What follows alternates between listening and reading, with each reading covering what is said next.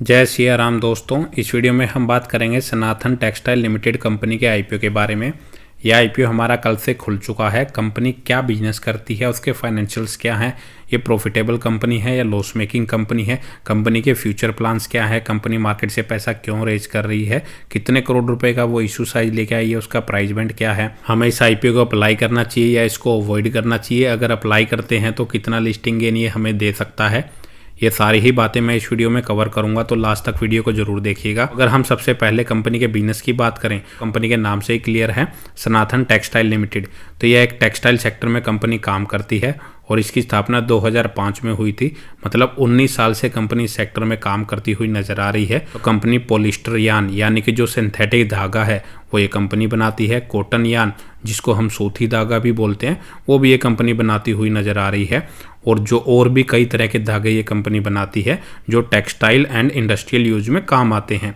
और कंपनी जो ये आइटम बनाती है वो वेरियस टाइप ऑफ सेक्टर्स में काम आते हैं, जैसे automotive, health care, construction, sports and outdoor activities and protective clothing में कंपनी के प्रोडक्ट्स काम आते हैं। कंपनी जो ये यान बनाती है यानी कि जो धागा बनाती है उसकी वैरायटी, नंबर ऑफ वैरायटी अगर प्रोडक्ट की बात करें तो वो 3200 से ज़्यादा हैं। तो काफ़ी नंबर ऑफ वैरायटी रेंज ये कंपनी बनाती है। और कंपनी इंडिया के अलावा अपने मटेरियल को एक्सपोर्ट भी करती है। 7 अदर कंट्रीज में कंपनी अपने मटेरियल को एक्सपोर्ट करती है, जिनमें अगर हम देखें Argentina, Singapore, Germany, Greece, Canada and Israel में मटेरियल को एक्सपोर्ट करती है। और इसके नंबर ऑफ क्लाइंट्स भी इंडिया में काफ़ी ज़्यादा देखने को मिल रहे हैं। बिजनेस के बाद इसके फाइनेंशियल अगर देखें तो वो कोई इतने खास नज़र नहीं आ रहे मेरे को। 2022 में कंपनी का जो रिवेन्यू था वो 3201 करोड़ था, जो 2024 में गिर के 3000 करोड़ के आसपास रह चुका है। सेम कंपनी की प्रॉफिटेबिलिटी है, 355 करोड़ रुपए 2022 में इसका प्रॉफिट था, जो गिर के 133 करोड़ रुपए रह चुका है 2024 में। उसकी सेल्स मेंटेन नहीं कर पा रही है, साथ ही प्रॉफिटेबिलिटी भी कंपनी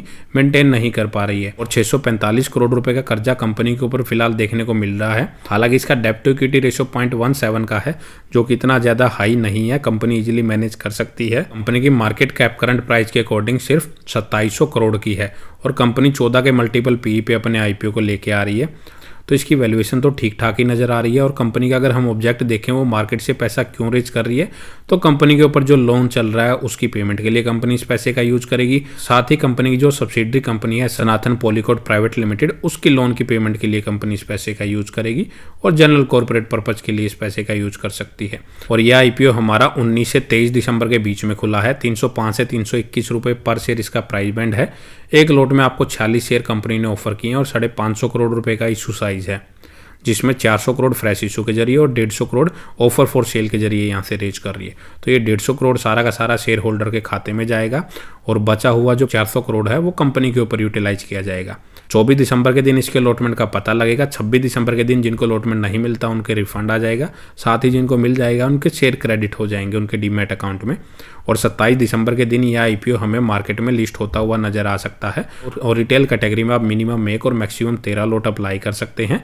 एक लोट अप्लाई के लिए आपको लगभग 14,766 रुपए इसमें पे करने पड़ेंगे। और प्री आईपीओ प्रमोटर्स के पास 100% की होल्डिंग है, जो पोस्ट आईपीओ भी होल्डिंग्स मेंशन नहीं की गई है। और इसका लेटेस्ट ग्रे मार्केट प्रीमियम देखें तो वो लगभग 22% के आसपास चलता हुआ नजर आ रहा है, जो कि टोटल 70 रुपए पे फिलहाल ट्रेड कर रहा है। तो ठीक ठाक इसका ग्रे मार्केट प्रीमियम चल रहा है। बात करें इसको लॉन्ग टर्म के लिए अप्लाई करें या शॉर्ट टर्म के लिए, तो सबसे पहले अगर मैं शॉर्ट टर्म की बात करूं तो 22% के आसपास ग्रे मार्केट प्रीमियम चल रहा है।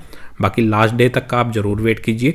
अगर तब भी इसका ग्रे मार्केट प्रीमियम 20 से 25% या 30% चल रहा होगा तो आप इसमें शॉर्ट टर्म लिस्टिंग गेन के लिए भी अप्लाई कर सकते हैं। तो 25 से 30% का रिटर्न वो नॉर्मली आपको दे देगा।